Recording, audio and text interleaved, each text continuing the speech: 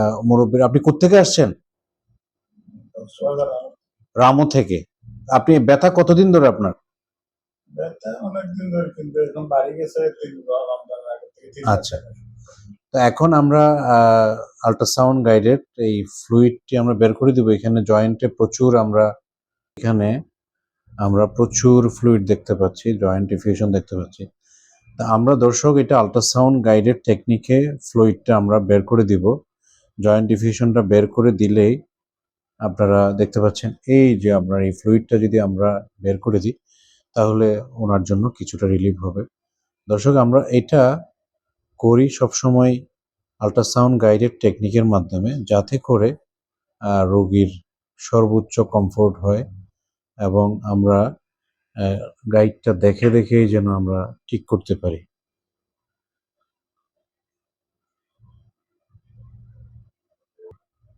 দর্শক, আমরা নিডল দেখতে পাচ্ছি এবং আমরা ফ্লুইডটি কালেক্ট করে ফেলতেছি।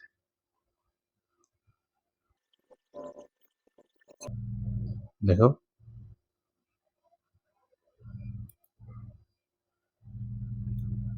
আমরা এই কাজটি যদি আল্ট্রাসাউন্ড গাইডেড না করি দর্শক, উনি অনেক কষ্ট পেত এবং আমরা জয়েন্টের সমস্ত স্পেসটা বের করতে পারতেছি সহজ।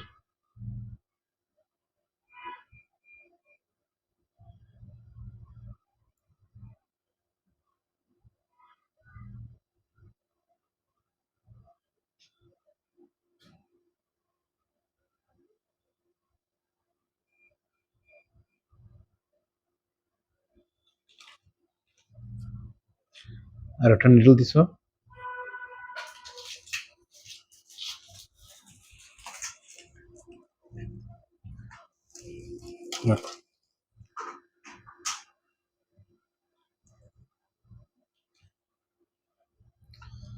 দর্শক, আমরা আরো একটু ফ্লুইড বের করবো এবং তার অলরেডি আমরা 10 ml ফ্লুইড বের করেছি। দর্শক, আমরা আল্ট্রাসাউন্ডেও দেখতে পাচ্ছি আস্তে আস্তে কমে যাচ্ছে। যে পকেটটি ছিল অনেক বড়, এখন সেই পকেটটি অনেক ছোট হয়ে গিয়েছে এবং তার প্রচুর পরিমাণে ইনফিউশন এবং তার বেশ কিছুদিন ধরে হাঁটাচলা করতেই পারছিলেন না। এই পরিমাণ যদি আসলে ফ্লুইড ওইখানে জমে থাকে, তার জয়েন্ট স্টিফ হয়ে যাওয়ার কথা এবং কিভাবে হাঁটাচলা করবে, এবং সামনে পিছনে দুই পাশে তার হাঁটাচলা করতে কষ্ট হচ্ছিল। আর একটা 10 cc দাও।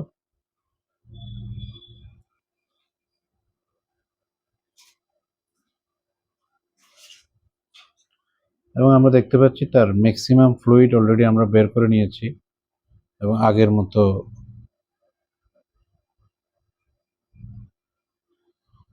ফ্লুইড আর এখন নেই।